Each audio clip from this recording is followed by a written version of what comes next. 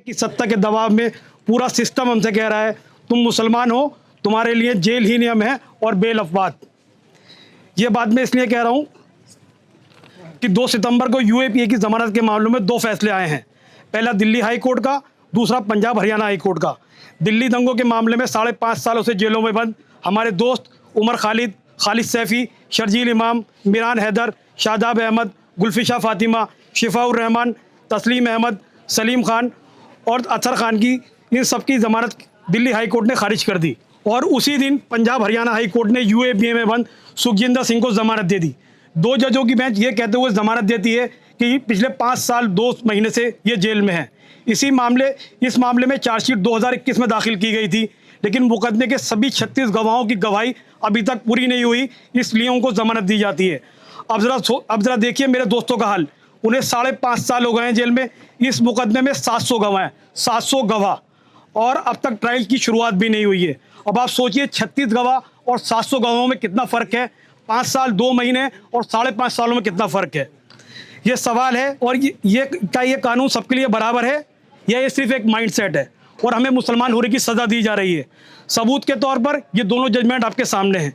एक ही कानून की किताब पढ़कर बने जजों के यूएपीए के कानून में बेल सुनते वक्त दोनों बेंचों के 2 अलग अलग फैसले, क्योंकि आरोपी की पहचान अलग है। ये हमारे सिस्टम की सबसे बड़ी नाइंसाफ़ी है हमारे लिए। पिछले 5.5 सालों में हर रोज़ की हमारे पास एक नई कहानी है।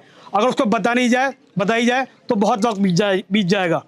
अतर को इन 5.5 सालों में 2 बार इंटरिम बेल मिली। एक उसकी कज़िन की शादी पर, दूसरी उसकी दादी की डेथ पर। 20 जून को अतर की दादी का इंतकाल हो गया, लेकिन अफसोस अतर अपनी दादी की मिट्टी में शरीक नहीं हो सका और वो अपनी दादी की शक्ल नहीं देख पाया, क्योंकि कोर्ट की छुट्टियां चल रही थी और वेकेशन जज बैठे थे। हमारे वकीलों ने पूरी कोशिश की, लेकिन 2 घंटे सिर्फ इसलिए बर्बाद हो गए कि वेकेशन कोर्ट ये मान ही नहीं रहा था कि ये मामला उसकी जुरिडिक्शन में आता है। घंटों की बहस के बाद जब एप्लीकेशन ली गई तब तक शाम के 5 बज चुके थे और अगले दिन की तारीख दी गई और उसके बाद उसको 3 दिन की बेल मिली। आज मैं इस बात से बहुत परेशान हूँ और बार बार ये सोचता हूँ, अगर कल को अतर की नानी को, मुझको, अतर की अम्मी अब्बू को कुछ हो जाता है तो क्या हम इस तरह फिर बार बार एक दूसरे के पास भागते फिरेंगे?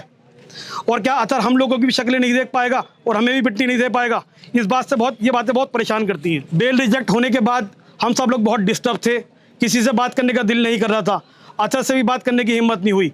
2 तारीख को बेल रिजेक्ट होने के बाद मैं हिम्मत करके 11 तारीख को अतर से मिलने गया।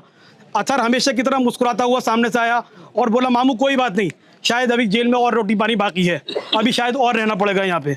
अतर की ये बात सुनकर और दूसरे साथियों से मिलने के बाद जब उनकी बातें सुनते हैं तो मायूसी कम हो जाती है। मायूसी कम तो हो जाती है, लेकिन हमें मालूम है ये लड़ाई बहुत लंबी है और हम लोग इस लड़ाई को अंत तक लड़ेंगे। सिर्फ इस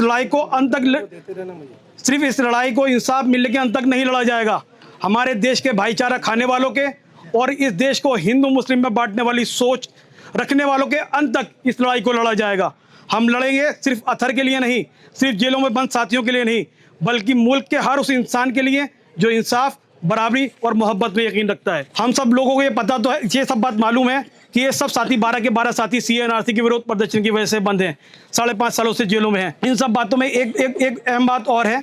जब अतर को 2 जुलाई 2020 को अरेस्ट किया गया तो उसको स्टेट की तरफ से अतर को स्टेट की तरफ से एक प्रस्ताव दिया गया और उससे कहा गया वो आंदोलन के साथियों के नाम बोल दे, और उसने उन साथियों के नाम लेने से इनकार कर दिया। यह बात हमारे वकीलों ने कोर्ट में भी बोली है।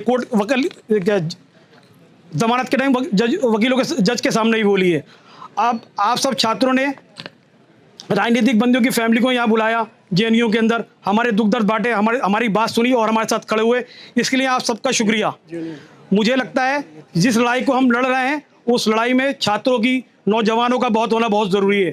यूएपीए जैसे काले कानून के खिलाफ बड़े आंदोलन की ज़रूरत है और उस आंदोलन की अगुवाई JNU जैसा विश्वविद्यालय ही कर सकता है और मुझे उम्मीद है JNU इस आंदोलन को खड़ा करेगा। आखिर के अंदर अतर ने एक शेर लिख के भेजा था और उसने कहा था, मामू ये सोशल मीडिया से पोस्ट कर देना, लेकिन वो उस वक्त इस शेर को समझ नहीं पाया और आपके सामने उसको पढ़ रहा हूँ।